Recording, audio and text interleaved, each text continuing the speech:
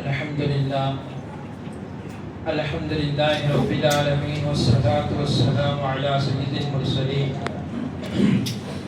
وعلى آله وأصحابه أجمعين أما بعد فقد قال الله تعالى في القرآن العظيم وفي الفرقان المجيد أعوذ بالله من الشيطان الرجيم بسم الله الرحمن الرحيم فاصبر صبرا جميلا صدق الله العلي العظيم. சங்கைக்குரிய அல்லாஹ் நல்லடியார்களே, அல்லாஹ் தஆலா கொடுத்த இந்த உலக வாழ்க்கை என்பது ஏற்றத்தாழ்வு மிகுந்தது. நம்முடைய வாழ்க்கையில் இன்பமும் வரும், துன்பமும் வரும், ஆரோக்கியமும் வரும், சில நேரங்களில் நோய்வாய்ப்படவும் செய்வோம், செல்வமும் வரும், வறுமையும் வரும். இப்படி அல்லாஹ் தஆலா உலகத்தினுடைய அத்தனை சுகபோகங்களையும் சரிசமமாகவே கொடுத்திருக்கிறார். சொல்ல போனால் உலகத்தில் எனக்கு கஷ்டம் மட்டும் தான் இருக்கிறது என்று சொல்லக்கூடியவர்கள் யாரும் இல்லை. சொன்னால் அது மிகையாக சொல்வார்கள், உண்மை கிடையாது. அதே போல் எனக்கு சந்தோஷம் மட்டும் தான் இருக்கிறது, உலகத்தில் எப்போதுமே எனக்கு சிறிய கவலையும் கூட வந்தது கிடையாது என்று சொல்பவர்களும் யாரும் கிடையாது. உலகத்தை அல்லாஹ் அப்படி ஆக்கி அமைத்திருக்கிறார். இப்படி இரண்டையும் அல்லாஹ் சரிசமமாக கொடுப்பதற்கு காரணம் என்ன? பலவிதமான துன்பங்கள், துயரங்கள் எல்லாம் அவனை அடையும் பொழுது அடியானை அல்லாஹ் பார்க்கிறான். அந்த சோதனைகளில், அந்த துன்பத்திலே அவன் எப்படி அதை சமாளிக்கிறான். இதை வைத்துதான் அல்லாஹ் அடியானை அவனுடைய அமல்களையும் மற்ற விஷயங்களையும் அல்லாஹ் தீர்ப்பளிக்கிறான். நான் கொடுக்கப்பட்டவருடைய சோதனையும் துன்பையும் அவன் ஏற்றுக்கொள்ளப்படும் பொழுது அதை எப்படி அவன் சமாளிக்கிறான். யாரிடத்திலும் குழம்பாமல், அதை பற்றி எடுத்து சொல்லாமல், பெரிதாக அதை யாரிடத்திலும் காட்டாமல் முழுக்க முழுக்க அல்லாஹ்விடத்திலே சரணடைகிறானா இல்லையா என்பதை அல்லாஹ் பார்க்கிறான். அதை பார்த்து அல்லாஹ் தஆலா அழகுபடுத்துகிறான். நபிமாருடைய வரலாறு முழுக்க முழுக்க அதற்கு நமக்கு சான்று பகிர்கிறது. இன்று ஓதப்பட்ட குர்ஆனுடைய வசனமும் அதைத்தான் சொல்லித் தருகிறது. ஃபஸ்பிர் ஸபரன் ஜமீலா. எத்தனையோ நபிமார்களுக்கு அவர்கள் கொடுத்த சோதனைகள் எல்லை மீறி போனது. ஒரு கட்டத்தில் தங்களை மீது இட்டப்பட்ட அனைத்து விதமான துன்பங்களையும் துயரங்களையும் நபிமார்கள் சகித்துக் கொண்டார்கள். அதையும் தாண்டி அவருடைய செல்வங்கள் விஷயத்தில் அனைத்து விஷயத்திலும் சகித்துக் கொண்ட நபிமார்கள் கடைசியாக அந்த மக்கள் சொல்லக்கூடிய ஒரே ஒரு விஷயத்தை அவர்களால் சகிக்க முடியவில்லை. எல்லாம் செய்து எல்லாம் முடிந்தும் கூட அந்த நபி சொன்ன வார்த்தை, என்னை அல்லாஹ்வுக்காக தூதராக ஏற்றுக்கொள்ளுங்கள் என்று சொல்வார். ஆனால் அந்த நபியை அல்லாஹ் அவர்கள் பொய்யாக்கி விடுவார்கள். அந்த நபியை பொய்யாக்கியதை அவர்களால் ஏற்றுக்கொள்ள முடியாது. அதை தாண்டி இப்படி கேட்பார்கள், அல்லாஹ் அல்லாஹ் என்று சொல்லிக் கொண்டிருக்கிறாயே, உனது அல்லாஹ்விடமிருந்து எங்க தண்டனை வரவை பார்க்கலாம் என்று நபிமாரிடம் பேசக்கூடிய எத்தனையோ மக்களுடைய சரிதத்தை அல்லாஹ் குர்ஆனில் கூறி காட்டுகிறார்.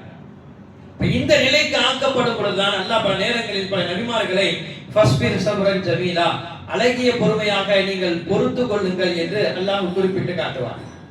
பொதுவாகவே யாருக்கு எவ்வளவு பெரிய கஷ்டம் வந்தாலும் யாராவது அவரிடம் போய் ஆறுதல் சொல்வார்கள், உலக நடைமுறை. ஆனால் அந்த ஆறுதலை பல பேர் எடுக்க மாட்டார்கள். ஆறுதல் சொல்பவர்களுக்கு சில நேரங்களில் அவர்களுக்கு அந்த ஆறுதல் பிடிக்காமல் இருக்கும். ஆனால் ஆறுதல் சொல்வதை அல்லாஹ் தஆலா விரும்புகிறான், ஆறுதல் சொல்ல வேண்டும் என்று சொல்கிறான்.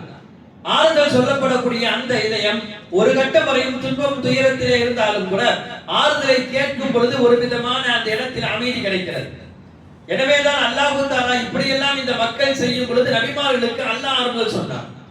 இவர்கள் எல்லாம் உங்களை பொய்யாக்குகிறார்கள் என்று நீங்கள் நினைக்கிறீர்கள், நீங்கள் அதை கஷ்டமாக எடுக்கிறீர்கள்.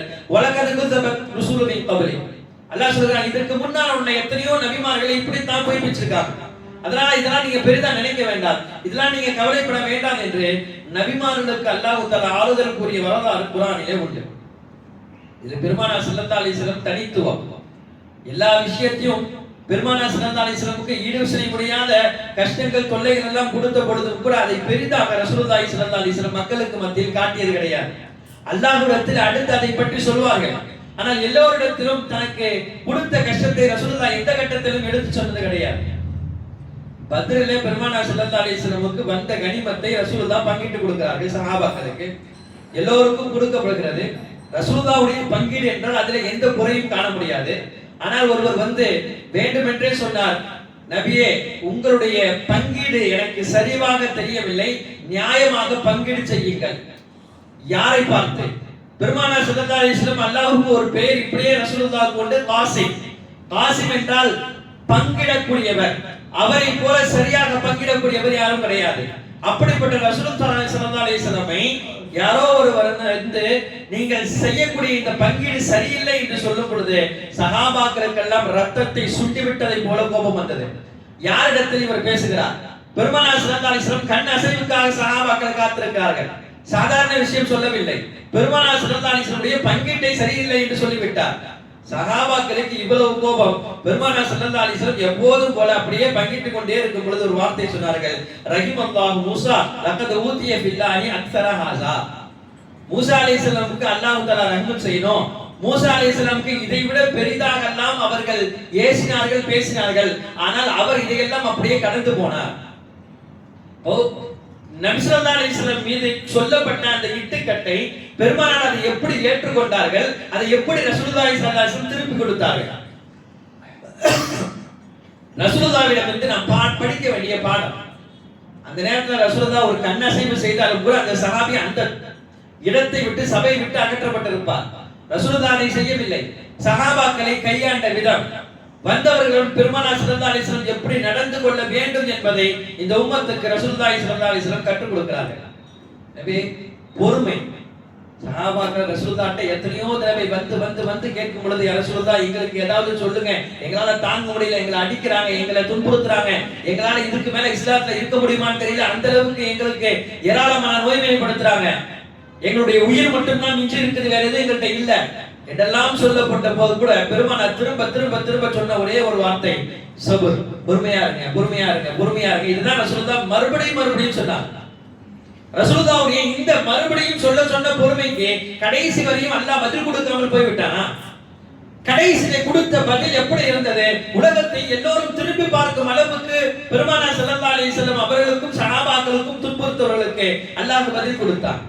அப்ப பொறுமை என்று சொன்னாலே ஒரு காலம் வரையும் அது இருக்கும். காலம் கடக்கும் பொழுது கண்டிப்பாக ஏதாவது ஒரு விஷயத்தில் அல்லாஹ் துன்பத்திலிருந்து ஒரு நல்ல வாழ்க்கையை கொடுப்பான்.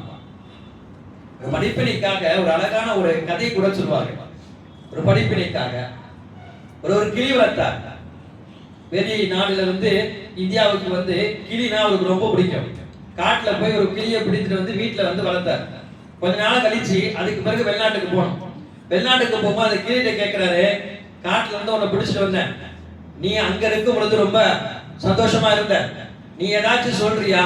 நான் அதை போய் உன்னுடைய கிளிட்ட போய் நீ சொல்றதெல்லாம் போய் சொல்லிடுறேன், நீ அவங்கள மிஸ் பண்ணுவேன், நம்ம இன்னும் கொஞ்ச நாள்ல வெளிநாட்டுக்கு போறோம் என்று அந்த கிளியிட பேசினார். மாட்டிக்கொண்ட கிளி என்ன செய்வது? சரி நம்மளும் சொல்லுவோம் ஏதாவது என்று சொல்லி அந்த கிளி சொன்னது, நீங்க நான் சொல்வதை மட்டும் போய் சொல்லிட்டு வந்துருங்க, உங்களுக்கு கொடுக்கப்பட்ட வாழ்க்கைன்றது சுதந்திரமான வாழ்க்கை உங்களுக்கு கொடுக்கப்பட்டிருக்கு, ஒரு கூண்டுல என்னை அடைத்து வைத்திருக்கார்கள், அதுபோல உங்களை ஒரு கூட்டுக்குள்ள அடைத்து வைக்கப்படல, நீங்க சுதந்திரமா இருக்கீங்க, எனது எஜமானன் எனக்கு என்ன உணவை கொடுக்கிறாரோ நான் விரும்பியோ விரும்பாமையோ அதை நான் சாப்பிடணும், நீங்க நினைச்ச கனிவர்கள்லாம் நீங்க சாப்பிடலாம், அதனால எனக்காக வேண்டி எனது விடுதலைக்காக சுதந்திரத்திற்காக நீங்க துஆ செய்யுங்கள் என்று அந்த கிளி சொன்னதாம். சரி ஏதோ சொல்றாரு, இந்த கிளி சொல்லிச்சு நம்ம போய் சொல்லிட்டு வந்துடலாம் அப்படின்னு அந்த கிளியை வளர்ப்பதும் போனார். காட்டுல போய் அது போல இங்கிருந்து நான் உங்களுடைய இனத்துல இருந்து ஒரு கிளியை பிடிச்சிட்டு போனேன், அந்த கிளி உங்களெல்லாம் ரொம்ப வருத்தமா நினைக்குது, இப்ப நாங்க ஊருக்கு போறோம், அதனால கடைசியா உங்கள்ட்ட என்ன பேசணும்னு சொல்லும் போது இதெல்லாம் அதை சொல்லிச்சு, நான் உங்கள்ட்ட அதையெல்லாம் சொல்றேன் அப்படின்னு சொல்லிட்டு நீங்க மிஸ் பண்றீங்க, ரொம்ப நீங்க வருத்தமா இருக்கிறதையும் நான் அவங்கள்ட்ட அந்த கிளிகிட்ட சொல்லிடுறேன் என்றெல்லாம் சொல்லிக்கொண்டே இருக்கும் பொழுது அதை கேட்டுக்கொண்டே இருந்த ஒரே ஒரு கிளி மட்டும் திடீர்னு ரெக்கைகள் சிறகுகள் படபடன்னு அடிச்சு கீழே விழுந்து இறந்து போச்சு. இவருக்கு கஷ்டமாயிடுச்சு, இதை சொன்னதை பிரிவை தாங்க முடியாம இறந்து போச்சுன்ற ஒரு கஷ்டத்துல வீடு போறார். வீட்டுக்கு போனோடனே அந்த கிளி கேட்டது, நான் சொன்னதெல்லாம் சொன்னீங்களா? ஆமா நான் எல்லாத்தையும் சொல்லிட்டேன் அப்படின்னும் பொழுது அவங்க ரொம்ப வருத்தப்படுறாங்க நீ பிரிஞ்சு போறத. அதுலயும் நான் நினைக்கிறேன் உன் சொந்தக்கார கிளியா அல்லது உனக்கு நெருங்கிய கிளியான்னு தெரியல, நான் இது சொல்லி முடிச்சோன்னே நீ இல்லாததை நினைச்சு டக்குன்னு ரெக்கைகளை அடித்து கீழே விழுந்து இறந்தே போச்சு என்று சொன்னவுடன் அது சொல்லி முடிச்ச அடுத்த கணமே அந்த கிளியும் ரெக்கைகளை சிறகுகளை அடியடின்னு அடித்து கீழே விழுந்து அதுவும் இறந்து போச்சு. இவருக்கு கவலை, ஒரு கிளியை இறந்துட்டு இல்ல 2 கிளியை சாகடிச்சுட்டுமே ரொம்ப கவலை. சரி என்ன பண்றது, சாகடிச்ச கிளியை கூண்டுல வச்சு என்ன பண்ண அப்படின்னு எடுத்து அந்த கிளியை பிடிச்சு தூக்கி அப்படி விசிறினார். விசிறினோட அந்த கிளி பறந்து போய் ஒரு மரத்து மேல உட்கார்ந்துச்சு. பார்த்தவருக்கு ஆச்சரியம். கிளி பாடம் எடுத்தது அவருக்கு, நீ மிகப்பெரிய வியாபாரியாக இருக்கலாம், ஆனால் ஒரு இடத்தில் அகப்பட்டு விட்டால் எனக்கு என்னுடைய இனத்தாருடைய கிளி எங்களுக்கு சொல்லிக் கொடுத்ததுதான் எப்பொழுதுமே பொறுமையை கைவிட்டு விடாதே. ஒரு இடத்தில் அகப்பட்டு விட்டாலோ ஒரு துன்பம் துயரம் வரும் பொழுதோ அதிலிருந்து வெளிவர வேண்டும் என்றால் பதட்டப்படக்கூடாது, சொன்ன விஷயத்தை திரும்ப திரும்ப சொல்லக்கூடாது, யாரிடத்திலும் உனது துன்பத்தையும் துயரத்தையும் வெளிப்படுத்தக்கூடாது, அதை கொஞ்சம் சகித்துக் கொள்ள வேண்டும். சகித்து அந்த காலத்தை நீ கடந்து வந்தால் கவனமாக அடுத்து வரக்கூடிய காலம் மிக அழகாக இருக்கும் என்று எனது இனத்தவர் கிளிகள் எனக்கு சொல்லிக் கொடுத்த பாடம் இன்று எனக்கு அது உபயோகமானது என்று சொல்லி பறந்து போனது என்று எழுதுவார்கள். உண்மை இதுதான். சகாபாக்களுடைய வாழ்க்கை அந்த கிளியுடைய வாழ்க்கையை போலதான் இருந்தது. காலம் முழுக்க அவர்கள் கஷ்டப்பட்டார்கள் என்று சொல்ல முடியாது. காலம் முடியும் பொழுது ஒரு வாழ்க்கை வாழ்ந்தார்கள். உலகத்தில் யாரும் வாழாத வாழ்க்கையை சகாபாக்களுக்கு அல்லாஹ் கொடுத்தார். நபிமார்கள் படாத கஷ்டமா, நபிமார்கள் படாத துன்பங்களா? உலகத்தில் யாருக்கும் கொடுக்கப்படாத துன்பங்களை எல்லாம் நபிமார்களுக்கு கொடுக்கப்பட்டது. எல்லாரும் அதை அப்படியே சகித்துக் கொண்டார்கள். பெருமானார் ஸல்லல்லாஹு அலைஹி வஸல்லம் சொன்னார்கள், அஜபல் முஃமின், மூமினுடைய வாழ்க்கையை பார்த்து நான் ஆச்சரியப்படுகிறேன். சொன்னது ரசூலுல்லாஹி ஸல்லல்லாஹு அலைஹி வஸல்லம். நாயகமே சொன்னாங்க, ஒரு மூமினுடைய வாழ்க்கையை பார்த்து நான் சந்தோஷப்படுறேன். இப்ப ரசூலுல்லாஹ் சந்தோஷப்படும் அளவுக்கு ஒரு வாழ்க்கை இருக்குதுன்னா அது எப்படிப்பட்ட வாழ்க்கையா இருக்கும்? நம்ம அந்த வாழ்க்கையை வாழணுமா இல்லையா? பெருமானார் ஸல்லல்லாஹு அலைஹி வஸல்லம் அடுத்து அந்த வாழ்க்கையை பற்றி சொல்லி தருகிறார்கள். அமரஹு குல்லஹு கைரா, அல்லாஹ் அந்த மூமினுக்கு எதை கொடுத்தாலும் அதை அவன் நனவாகவே எடுத்துக் கொள்கிறான். அந்த மாதிரி ஒரு மூமினை பார்த்து நான் ஆச்சரியப்படுகிறேன். என்ன, இன் அஸாபஹு ஷர்ரா இன் அஸாபஹு ஸர்ரா, அவனுக்கு அல்லாஹ் தஆலா சந்தோஷத்தை கொடுத்தால் அதை அவன் தன்னுடன் இணைத்துக் கொள்ளாமல் அல்லாஹ்வுடன் இணைத்துக் கொள்கிறான். எனக்கு இது அல்லாஹ் கொடுத்துட்டான், ஒரு கார் வாங்கிட்டேன், ஒரு நல்ல குழந்தை பிறந்துச்சு, உடனே அதற்காக வேண்டி அவன் நன்றி செலுத்துகிறான். எப்போதுமே நம்மை நோக்கி வரக்கூடிய சந்தோஷத்தில் நம்மை அல்லாஹ்வை அந்த சந்தோஷத்திற்குரியவராக நாம் ஆக்க வேண்டும். உனக்கு இவ்வளவு இந்த நிலைமைக்கு வந்தீங்களே யார் காரணம்? அல்லாஹ் நினைச்சா நான் வந்தேன், நான் என்ன உழைச்சேன் என்று சொல்ல வேண்டும். நல்ல பெரிய இடத்தை வாங்கினீங்களே, எப்படி வாங்குறீங்க? அது என்னால மட்டும் தான் வாங்க முடியும்.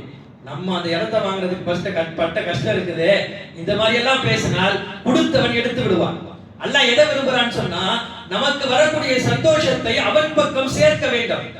ஏன் நமக்கு கொடுத்தவன் வேற யாருக்கும் அல்லாஹ் கொடுக்க தெரியாதா? வேற யாருக்கும் கொடுக்காம நமக்கு கொடுத்திருக்கிறானா? அவனை ஷுக்ர் செய்வதற்காக அவன் கொடுத்தான். அதைதான் ரசூலுல்லாஹ் சொன்னார்கள், இன் அஸாபஹு ஸர்ரா ஷக்கர, அவனுக்கு ஏதாவது ஒரு நலவு வந்து விட்டால், சந்தோஷம் வந்து விட்டால் அந்த முஃமின் அல்லாஹ்வை துதிக்கிறான். அடுத்து ரசூலுல்லாஹ் சொன்னார்கள், இன் அஸாபஹு ஷர் ஃபஸபர, அதுவே நாம் அவனுக்கு ஏதாவது துன்பமோ துயரமோ கஷ்டம் கொடுத்து விட்டால் அந்த கஷ்டத்திலே அவன் புலம்ப மாட்டான். அந்த கஷ்டத்தை எல்லோரிடம் போய் சொல்லி அழுக மாட்டான். அவன் என்ன செய்வான்? அந்த கஷ்டத்தை அவன் பொறுமையாக இருந்து சாதிப்பான். அந்த நேரத்தில் அவன் பொறுமை காப்பான். இப்படி பொறுமை காக்கக்கூடிய முஸ்லிமை கவனித்து, முஃமினை கவனித்து நான் ஆச்சரியம் அடைகிறேன் என்றார்கள் பெருமானார் ஸல்லல்லாஹு அலைஹி வஸல்லம். அது உண்மை. இப்படித்தான் அல்லாஹ் ஒரு மூமினுடைய வாழ்க்கையை விரும்புகிறான். எவ்வளவு பெரிய உலகத்தினுடைய உச்ச துன்பம் வந்தாலும் ஒரே ஒரு முஃமினுடைய அமைதி இருக்கிறதுனா அல்லாஹ் இருக்கிறான். அல்லாஹ் கொடுத்தா அல்லாஹ் இருப்பான். எல்லா நபிமார்களுடைய உள்ளத்தில் கடைசி வரையும் இருந்த ஈமான் அதுதான். அய்யூப் அலைஹிஸ்ஸலாம் துன்பங்களையும் துயரங்களையும் சோதனைகளையும் மாலையாக போட்ட நபி அய்யூப் அலைஹிஸ்ஸலாம். அப்படியே ஏற்றுக்கொண்டார்கள் அவர்களுக்கு வந்த கஷ்டங்கள். உலகத்தில் யாருடனும் அய்யூப் அலைஹிஸ்ஸலாமை ஒப்பிட்டு பேச முடியாத அளவுக்கு அவர்களுக்கு உடலிலே அல்லாஹ் நோயை கொடுத்தார். சாதாரணமா குஷ்டரோகம் சொல்லிடுறோம், அது அப்படிப்பட்ட நோய் கிடையாது. பக்கத்திலே வருவதற்கு யாருக்கும் துணிவு கிடையாது. இருந்தவர்கள் தாளிட்டு விட்டு போய்விடுவார்கள் அவருடைய அறையை. அப்படி உள்ள அறைக்கு வருவதற்கு கூட பயப்படுவார்கள். அய்யூப் அலைஹிஸ்ஸலாம் அவருடைய மனைவி மட்டும் தான் இருவரும் சேர்ந்து வந்தார்கள். கடைசி வரையும் யாரும் அவர்களை பார்ப்பதற்கு கூட முன் வரவில்லை. அல்லாஹ் அதற்கு முன்னால் அந்த அய்யூப் அலைஹிஸ்ஸலாமை எப்படி வைத்தார்? உலகத்தில் அவரை போல பணக்காரர்கள் கிடையாது. உலகத்தில் அவர் கொடுக்கப்பட்ட ஆரோக்கியம் யாருக்கும் கொடுக்கப்படல. அல்லாஹ் ஏராளமான செல்வங்களாக பிள்ளை செல்வங்களையும் கொடுத்திருந்தான். கொடுத்த அல்லாஹ் ஒண்ணு ஒண்ணா கடன்னு எடுத்தான். சரசரன்னு சாய்ச்சான். நம்ம சொல்லுவோம்ல, தொடர்ந்து அடியா இருக்கு. அதுல நானும் எங்கேயாச்சும் கேப் இருக்குமான்னு பாக்குறேன், கொஞ்சம் உட்கார்தான் நினைக்கிறேன், முடிய மாட்டேங்குது. அல்லாஹ் இப்படிதாமா சோதிப்பான். அந்த அளவுக்கு அல்லாஹ் சோதிச்சிருக்கவே மாட்டான். நம்ம அப்படி சொல்றது. ஆனா அய்யூப் அலைஹிஸ்ஸலாமுடைய வாழ்க்கைன்றது அப்படி கிடையாது. அடிக்கப்பட்ட அடிகள் எல்லாம் சாதாரண அடி கிடையாது. அடுத்து அடுத்து அல்லாஹ் துன்பங்களை கொடுத்து கொண்டான். கடைசி வரை அய்யூப் அலைஹிஸ்ஸலாம் ஒரு நாவளவில் கூட அல்லாஹ்வுடைய துன்பத்தை பற்றி யாரிடத்திலும் சொல்லலன்றதை தாண்டி என்னன்னா, அவ்வளவு குஷ்டரோகியாக ஆக்கப்பட்டு உடல் முழுக்க புழுப்பாக அடிக்கப்பட்டு கடைசியில நாவல வந்து அடிக்கும் பொழுது அல்லாஹ் அய்யூப் அலைஹிஸ்ஸலாம் செய்தார்கள் என் துவா, யா அல்லாஹ் எனது நாவையும் கல்பையும் விட்டுவிடு, நாவை உன்னை துதிப்பதற்காக கல்பை உன்னை நினைப்பதற்காக இது ரெண்டத்தை மட்டும் விட்டுவிடு என்று துவா செய்தார்கள். பார்த்த மனைவிக்கு ஆச்சரியம். கேட்டாங்க, கடைசி வரையும் இப்படியே இருக்கிறீங்களே, 15 ஆண்டு காலம் கழிச்சிருச்சு, 15 ஆண்டு காலம் படுக்கை அல்லாஹ்ட்ட உதவி தேடலாம்ல, அல்லாஹ் ஷிஃபாவை குடுன்னு கேட்கலாம்ல, ஏன் நீங்க அல்லாஹ்ட்ட உதவி தேட மாட்டீங்க, ஏன் ஷிஃபாவை குடுன்னு கேட்கறது இல்ல? மனைவி கேட்டார்கள். அய்யூப் அலைஹிஸ்ஸலாம் சொன்னாங்க, கண்டிப்பா அல்லாஹ்ட்ட கேட்கணும், ஆனா என்கிட்ட இதை கேட்கிற நீ இன்னொன்னு கேட்கலையே. என்னன்னு சொன்னா, இதுவரையும் அல்லாஹ் எனக்கு இத்தனை வருடங்கள் வைத்திருக்கிறார், 40 வருடம் நான் வாழ்ந்த எனது வாழ்க்கை, அவ்வளவு வாழ்க்கையாக அல்லாஹ் வைத்திருந்த என்னை நலமாக வைத்திருந்த அல்லாஹ்ட்ட எப்பயாச்சும் நீ கேட்டிருக்கியா, அல்லாஹ் இவ்வளவு காலம் உங்களை நல்லா வச்சிருக்கான், அல்லாஹ்க்கு நன்றி செலுத்துறீங்களான்னு கேட்டிருக்கியா? அப்ப என்னால முடியாத பட்சத்தில் மட்டும் அல்லாஹ்வை கூப்பிட சொல்ல என்னை கட்டாயப்படுத்தக்கூடிய நீ, என்னை அல்லாஹ் ஆரோக்கியமாக வைத்த பொழுது ஏன் நீ இதை கேட்க மறந்து விட்டாய்? இன்னைக்கு நம்முடைய வாழ்க்கை அப்படிதான் இருக்கு. 40-50 வயசுக்கு மேல சுகரோ பிபியோ வந்துட்டா, எனக்கு சுகர் வந்துருச்சு, பிபி வந்துருச்சு, எல்லாத்தையும் போய் சொல்றோம். ஆனா அந்த 40 வயசு வரையும் அல்லாஹ் எதுவும் இல்லாமல் ஆக்கி பாதுகாத்தானே, அதுக்கு நன்றி செலுத்துறோமா? அப்ப அடுத்த கட்டம் நாம் வரக்கூடிய அத்தனையும் பொறுமையாக அய்யூப் அலைஹிஸ்ஸலாம் இருந்ததை போல பொறுமையாக இருந்தால் கண்டிப்பாக அல்லாஹ் அடுத்த வாழ்க்கையை அப்படியே திரும்ப கொடுப்பார். அய்யூப் அலைஹிஸ்ஸலாமுக்கு அதை கொடுத்தான், எல்லாம் முதல் கொடுத்தான், அப்புறம் எடுத்தான், அப்புறம் கொடுத்தான். எப்படி கொடுத்தான்? முதலில் இருந்ததை விட பன்மடங்காக அய்யூப் அலைஹிஸ்ஸலாமுக்கு அல்லாஹ் கொடுத்தான். எனவே நம்முடைய வாழ்க்கையினுடைய கடைசி வரையும் நமக்கு இருக்கக்கூடிய மிகப்பெரிய ஒன்று என்பது பொறுமை. பொறுமையை காத்தவர்களை எந்த கட்டத்திலும் அல்லாஹ் விட்டதே கிடையாது. கபரிலே ஒரு பெண்மணி அழுது கொண்டே இருந்தது. என்ன நடந்துச்சு? கபர்ல யார் அடக்கப்பட்டிருக்காங்க? அழுது கொண்டே இருந்தது. பெருமானார் ஸல்லல்லாஹு அலைஹி வஸல்லம் வந்து பார்த்துட்டு சொன்னார்கள், ஃபஸ்பிரி, அழுவாதம்மா, பொறுமையா இருன்னு சொன்னான். ஃபஸ்பிரி என்று ரசூலுல்லாஹி ஸல்லல்லாஹு அலைஹி வஸல்லம் சொல்றான். அப்ப வந்தது ரசூலுல்லாஹ்னு தெரியல. சில நேரத்துல கவலையும் துன்பமும் உச்சகட்டத்துல போகும்போது எதிரில யாரு இருக்காங்கன்னு தெரியாது. அந்த மாதிரி நிலை அந்த பெண்ணுக்கு ஆயிடுச்சு. பெருமானார் ஸல்லல்லாஹு அலைஹி வஸல்லம் திரும்ப திரும்ப சொல்லும் பொழுது அந்த பெண் சொன்னதாம், என்ன பொறுமையா இருக்க சொல்றீங்க? எனக்கு கொடுத்தது அல்லாஹ் உங்களுக்கு கொடுத்திருந்தா நீங்க இப்படி சொல்ல மாட்டீங்க. இன்னைக்கு நம்ம சாதாரணமா பேசுறது, யார்கிட்டயாச்சும் போய் இவ்வளவு அல்லாஹ் உங்களை ரொம்ப கஷ்டப்படுறீங்களே வாழ்க்கையில, அப்ப கொஞ்சம் பொறுமையா இருங்க அப்படின்னு சொன்னா அவர் சொல்லுவாரு, சொல்றதுக்கெல்லாம் நல்லாதான் இருக்கும், எனக்கு கொடுத்தது அல்லாஹ் உங்களுக்கு கொடுத்தாதான் தெரியும். அது மாதிரி அந்த பெண்ணும் பார்த்து, யாரை பார்த்து? பெருமானார் ஸல்லல்லாஹு அலைஹி வஸல்லம் பார்த்து தெரியாமல் பேசிவிட்டார். பெருமானார் ஸல்லல்லாஹு அலைஹி வஸல்லம் அந்த இடத்தில் எதுவும் சொல்லல. ஏன்னா ஒரு கட்டம் மேல கோபத்துல இருக்கிறாங்கன்னா அவங்கள்ட்ட பேசக்கூடாது. இப்படியே ஒரு கலப்பு மஜ்னூன், கோபம் என்பது பைத்தியம், பைத்தியம் பிடிச்சவன்ட்ட யாரும் பேச முடியாது. அதனால உச்சகட்ட கோபத்துல இருக்கவங்கள்ட்டையும் பேசக்கூடாது. இப்ப நிதானத்தை இறந்தவரிடம் பேசுவது என்பது வீண். அவங்க அந்த நிதானத்திற்குள்ள வந்த பிறகுதான் நம்ம பேச்சு கொடுத்தா அவங்களுடைய பேச்சு அந்த காதுல அந்த பேச்சு இறங்கும். அதுவரை நம்ம என்ன சொன்னாலும் வீம்புக்கும் தேவையில்லாம தான் பேசுவாங்க. பெருமானார் ஸல்லல்லாஹு அலைஹி வஸல்லம் இது நன்றாக தெரியும். ரசூலுல்லாஹ் அடுத்த பேச்சு பேசல, அந்த சபையை விட்டு நாயகம் ஸல்லல்லாஹு அலைஹி வஸல்லம் போயிட்டாங்க. அதற்கு பிறகு அந்த பெண்மணி ஒரு நிதானத்துக்கு வந்தவுடன் எல்லாரும் சொன்னாங்க, உங்கள்கிட்ட சொன்னது யார் தெரியுமா? உங்கள்கிட்ட பேசுறது யார் தெரியுமா? நபி ஸல்லல்லாஹு அலைஹி வஸல்லம் ஃபஸ்பிரின்னு சொல்றாங்க, பொறுமையா இருக்க சொல்றாங்க. ரசூலை பார்த்தே இந்த மாதிரி நீங்க பேசுறீங்கன்னு அந்த அம்மா அப்பதான் நினைவுக்கு வருது. ரசூலுல்லாஹ்வை பார்த்தா நான் அப்படி பேசினேன், நபியை பார்த்தா பேசினேன். அதற்கு பிறகு பெருமானார் ஸல்லல்லாஹு அலைஹி வஸல்லம் வீட்டை தேடி வந்து, யா ரசூலுல்லாஹ், என்னை மன்னித்து விடுங்கள், நான் பொறுமையாக இருக்கிறேன், நான் தெரியாமல் பேசிவிட்டேன் என்று சொல்லும் பொழுது பெருமானார் ஸல்லல்லாஹு அலைஹி வஸல்லம் ஒரு அழகிய வார்த்தையை சொன்னார்கள், அஸ்ஸப்ரு இந்த ஸதுமத்தில் ஊலா. பொறுமைன்றது எல்லாம் முடிஞ்ச பிறகு பொறுமையா இருக்கிறதுக்கு பேர் பொறுமை கிடையாது. முதல் கட்டமாக உங்களுடைய சோதனை, துன்பங்கள், துயரங்கள் வருது தெரியுமா, அதை நீங்கள் தாங்கி கொண்டு பொறுமையா இருக்கீங்க. இந்த பொறுமைக்கு தான் அல்லாஹ்ட்ட கூலி இருக்குது. செய்யறதெல்லாம் செஞ்சுட்டு எல்லாம் பேசுறது, திட்டுறதெல்லாம் திட்டிடுவார். திட்டி எல்லாம் முடிச்சுட்டு அதுக்கு பிறகு நான் தெரியாம பண்ணிட்டேன், செஞ்சிருக்க கூடாது, இதுக்கு அல்லாஹ்ட்ட கூலி கிடையாது. அப்ப கூலி எதற்காக? முதல் கட்டமாக செய்யக்கூடிய அந்த விஷயத்துக்கு தான் அல்லாஹ் கூலி கொடுக்கிறான். அந்த பொறுமைக்கு தான் அல்லாஹ் தஆலா அவனை பார்க்கிறான். எனவே பொறுமை என்பது ஒரு முஸ்லிமுடைய வாழ்வில் எல்லா கட்டத்திலும் இருக்க வேண்டும் மட்டுமல்ல, கொடுப்பவன் யார் என்பதை நம்முடைய உள்ளத்திற்குள் நாம் கொண்டு வர வேண்டும். எனக்கு அல்லாஹ் சோதனை கொடுக்கிறான், எனக்கு அல்லாஹ் கஷ்டத்தை கொடுக்கிறான், எனக்கு அல்லாஹ் துன்பத்தை கொடுக்கிறான். கொடுக்கிறவன் அல்லாஹ் என்பதை நம்முடைய நினைவுக்குள் வந்தால் கண்டிப்பாக நம்முடைய வாழ்க்கையிலே சோதனையாக தெரியாது. உதாரணமா ஒரு விஷயம் சொல்லணும்னா, திடீர்னு நம்ம பின்னாடி இருந்து யாரோ வேகமா நம்மளை அடிச்சிடறாங்க. அடித்த அடியுடைய வேகம் ரொம்ப இருக்குது, ரொம்ப சுள்ளுன்னு உடனே வலிக்குது. வலிச்ச உடனே கோபம், ரொம்ப அளவுல கோபம் வருது. ஒரு அடிதான், ஒரு அடி அடிக்கப்பட்டாலும் சுள்ளுன்னு அடிச்சிட. வந்த கோபத்துல திரும்பி பார்க்கலாம், யார் அடிச்சா திரும்பி பார்த்து முதல்ல அவர் யாரா இருந்தாலும் பரவாயில்ல அவரை அடிக்கணும். அவர் எப்படி அடிக்கணும் எல்லாம் உள்ளத்துல ஓடிட்டே இருக்கு. அந்த கோபத்தோடைய சட்டென்று திரும்புகிறார். திருப்பி அடிப்பதற்கு கை ஓங்கி விட்டார்.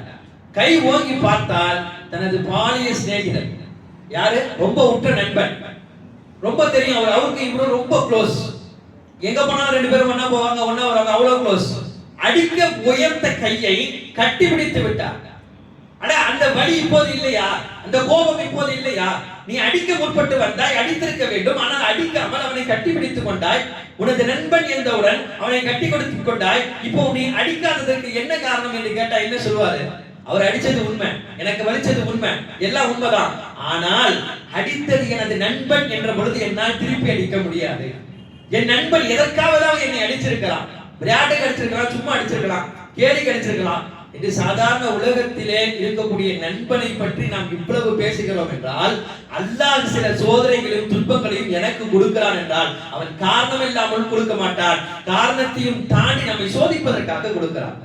அப்ப நம்ம அதை வாங்கும் பொழுது எப்படி வாங்குறோம் அப்படின்னு சொன்னா, அல்லாஹ் இப்ப எனக்கு சோதனை கொடுத்திருக்க, துன்பத்தை கொடுத்திருக்க, ஒரு கட்டத்துல கண்டிப்பாக இந்த சோதனை நீ இல்லாமல் ஆக்குவாய். முஸ்லிம்களுக்கு உலகத்தில் கொடுக்கப்பட்ட துன்பங்கள் துயரங்கள்லாம் அது இந்த உலகத்திலே முடிந்துவிடும். நாளை மறுமையிலே அதை விட மிகப்பெரிய ஒன்றை அல்லாஹ் வைத்திருக்கிறார். ஒரு சஹாபி இருந்தார். அவர் எப்பவுமே பள்ளியாசலுக்கு வரும் பொழுது சிறு பிள்ளை தனது பிள்ளையை கை பிடித்து கூட்டிட்டு வந்துருவார். எப்பவுமே கூட்டிட்டு வருவார். பெருமானார் ஸல்லல்லாஹு அலைஹி வஸல்லம் பார்த்துக்கிட்டே இருந்தார். எத்தனையோ பிள்ளைங்க வருவாங்க, தொழுவாங்க, போவாங்க. ஆனா இவர் எப்படின்னா, அவரு அத்தா கைப்பிடிச்சு கூட்டு வந்து பக்கத்திலே நிக்க வைப்பாரு, சஃப்ல தொழுக வைப்பாரு, மறுபடியும் கைப்பிடிச்சு அப்படியே கூட்டிட்டு போயிருவாரு. இந்த மாதிரி தனியா தெரிஞ்சா ரசூலுல்லாஹ்வுக்கே தெரியும்ல. ஒரு தடவை ரெண்டு தடவை அந்த பிள்ளைய வந்துட்டு போனா தெரியாது, எப்பவுமே கைப்பிடிச்சு கூட்டிட்டு போனா. ஒரு கட்டத்துல ரசூலுல்லாஹ் அந்த சஹாபியை கூப்பிட்டு கேட்டாங்களா, உங்க பிள்ளை மேல ரொம்ப பாசம் வச்சிருக்கீங்களோ? ரசூலுல்லாஹ்வே கேட்கிறான்.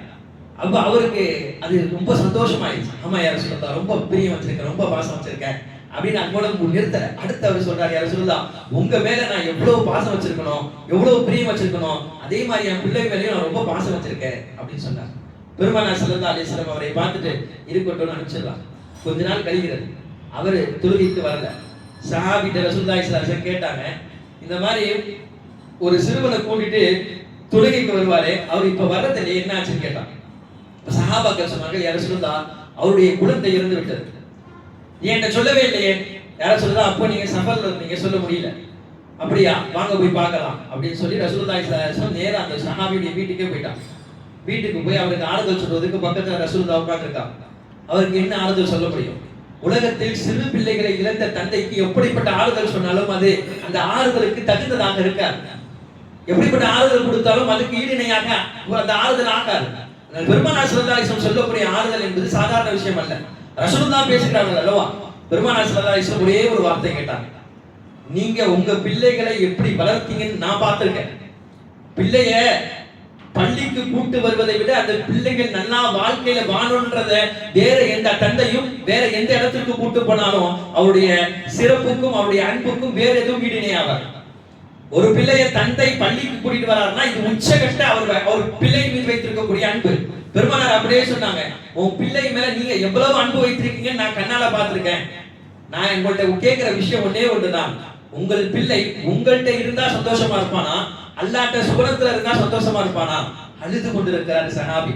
பெருமானார் ஸல்லல்லாஹு அலைஹி வஸல்லம் கேட்ட அந்த வார்த்தையை உடனே கண்களை எல்லாம் துடைத்து விட்டு சொன்னார், யா ரசூலுல்லாஹ், நான் சத்தியமிட்டு சொல்கிறேன், என்னை விட அல்லாஹ்விடத்தில் எனது பிள்ளை சொர்க்கத்தில் இருந்தால் சந்தோஷமாக இருப்பார், நான் அதிலே எந்த விதமான கருத்து வெற்றியுமே கொள்ளவில்லை என்று சொல்லும் பொழுது நாயகம் ஸல்லல்லாஹு அலைஹி வஸல்லம் சொன்னார்கள், அப்படியா, அப்ப கவலைப்படாதீங்க, உங்களுடைய பிள்ளையை நான் கனவில் பார்த்தேன், உங்கள் பிள்ளை சுவனத்தில் இருக்கிறான், நீங்கள் எந்த சுவனத்தின் வழியாக விரும்புகிறீர்களோ அந்த சுவனத்தினுடைய வழியாக வாசலிலே உங்களை வரவேற்பதற்காக உங்கள் சிறு பிள்ளை காத்துக் கொண்டிருக்கிறான் என்று சொன்ன பொழுது அனைத்து துன்பங்களையும் துடைத்திருந்து யார சொல்லலாம், நான் கவலையை விட்டு விட்டேன், துன்பத்தை விட்டு விட்டேன், நான் பொறுமையாக இருக்கிறேன், நான் பொறுத்துக் கொள்கிறேன் என்று அந்த சஹாபி சொன்னார்.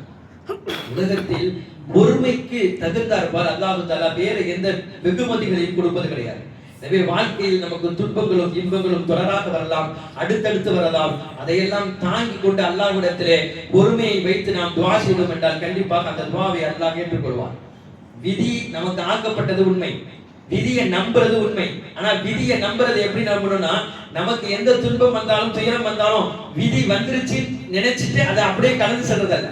அடுத்து என்ன நினைக்கிறோம்னா, இதை கொடுத்தது அல்லாஹ் தான், இதை நான் பொருத்திக் கொள்றேன், பொறுமையா இருக்கேன். இந்த ரெண்டு விஷயம் பொறுமையில அடிப்படை. பொறுமைன்னா இதுதான் பொறுமை. பொறுமைன்னா நம்ம நினைக்கிறதுலாம் நான் பொறுமையா தான் இருக்கேன் என்று உலகத்துல வீட்டுல இருக்க அவங்க அங்க போய் எனக்கு அல்லாஹ் இப்படி ஆக்கிட்டான் அப்படி ஆக்கிட்டான்னு சொன்னா இதுக்கு பேர் பொறுமை இல்லை.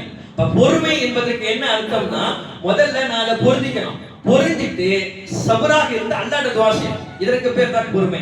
நபி வாழ்க்கையிலே அல்லாஹ் தஆலா காலம் முழுக்க எவ்வளவு துன்பங்கள் துயரங்கள் இருந்தாலும் நபிமாருடைய பொறுமையை நம் அனைவருக்கும் தருவானாக. வாஹிரு தஅவானா அல்ஹம்துலில்லாஹி ரப்பில் ஆலமீன்.